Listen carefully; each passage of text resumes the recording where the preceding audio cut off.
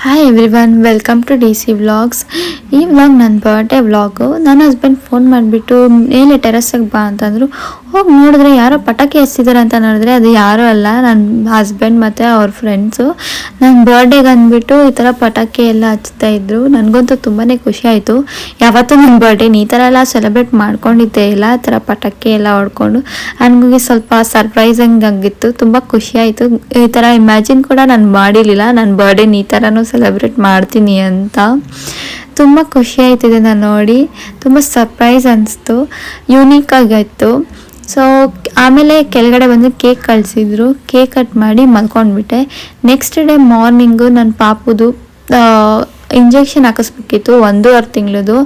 ನನಗಂತೂ ತುಂಬಾ ಬೇಜಾರಾಯ್ತು. ಏನಪ್ಪ ನನ್ನ ಬರ್ಡೇ ದಿವಸನೇ ನಮ್ಮ ಪಾಪುಗೆ ಇಂಜೆಕ್ಷನ್ ಹಾಕಿಸ್ಬೇಕಾ ಅಂತ ನಮ್ಮ ಅಮ್ಮನ ಕರ್ಕೊಂಡು ಹೋದೆ ಇಂಜೆಕ್ಷನ್ ಹಾಕ್ಸೋದಕ್ಕಂತ. ನಾನು ಹೋಗಿದ್ದು ಹಾಸ್ಪಿಟಲ್ ಬಂದು ಕುಮಾರಸ್ವಾಮಿ ಲೇಔಟಲ್ಲಿರೋ ಗೌರ್ಮೆಂಟ್ ಹಾಸ್ಪಿಟಲು. ಇಲ್ಲೇ ಇಂಜೆಕ್ಷನ್ಸ್ ಎಲ್ಲ ಹಾಕೋದು. ಆ ಹಾಸ್ಪಿಟಲ್ ಈ ಥರ ಇದೆ.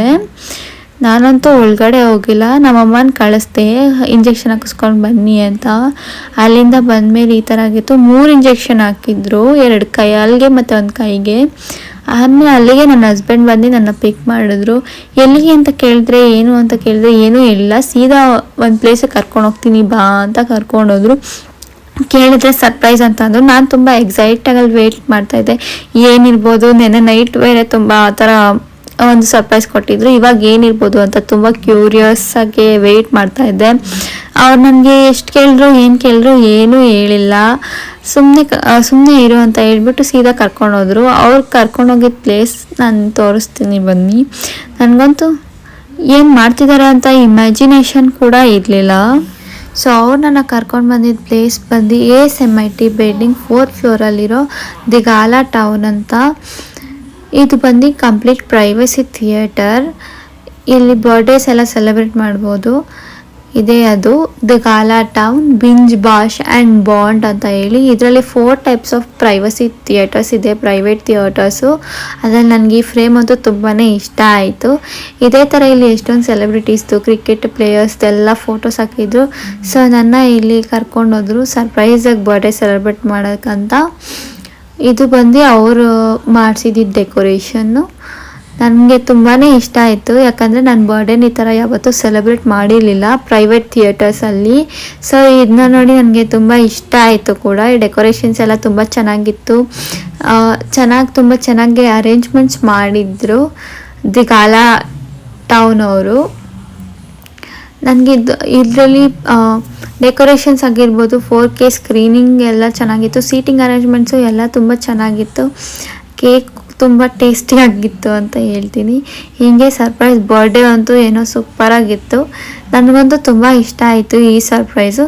ಹಾಗೆ ಸರ್ಪ್ರೈಸ್ ಬರ್ಡೇ ಸೆಲೆಬ್ರೇಟ್ ಮಾಡಿದ್ದಾಯಿತು, ಸರ್ಪ್ರೈಸ್ ಗಿಫ್ಟ್ ನೋಡೋದು ಸಮಯ. ಗಿಫ್ಟ್ ಅಂತೂ ನನಗೆ ತುಂಬ ಎಕ್ಸ್ಪೆಕ್ಟೇ ಮಾಡಿರಲಿಲ್ಲ ಈ ಥರ ಒಂದು ಗಿಫ್ಟ್ ಕೊಡ್ತಾರೆ ಅಂತ. ಸೊ ಟ್ಯಾಟೋ ಹಾಕ್ಸ್ಕೊಂಡಿದ್ದು ನಂಗೆ ತುಂಬ ಎಮೋಷ್ನಲ್ ಆಯಿತು. ಸೊ ಈ ಚೆನ್ನಾಗಿರೋ ಡೆಕೋರೇಷನ್ಸ್ ಅಷ್ಟೇ ಅಲ್ಲ, ಫುಡ್ ಕೂಡ ಅಫೋರ್ಡಬಲ್ ಪ್ರೈಸಸಲ್ಲಿತ್ತು, ತುಂಬ ಚೆನ್ನಾಗಿತ್ತು ವಿತ್ ಸೀಟಿಂಗ್ ಅರೇಂಜ್ಮೆಂಟ್ಸ್. ನಾನಿಲ್ಲಿ ಟ್ರೈ ಮಾಡಿರೋ ಫುಡ್ ಬಂದು ಚೀಸ್ ಸ್ಯಾಂಡ್ವಿಚ್, ಬ್ಲೂ ಕಾರಿಕ್ ಮೊಜಿಟೋ, ಹಾಗೆ ಬ್ಲೂಬೆರಿ ಸ್ಮೂತಿ ತೊಗೊಂಡೆ. ಆಮೇಲೆ ಲಾಸ್ಟಲ್ಲಿ ಪೆರಿ ಫ್ರೈಸ್ ಜೊತೆ ಎಂಡ್ ಮಾಡಿದೆ. Taste was good.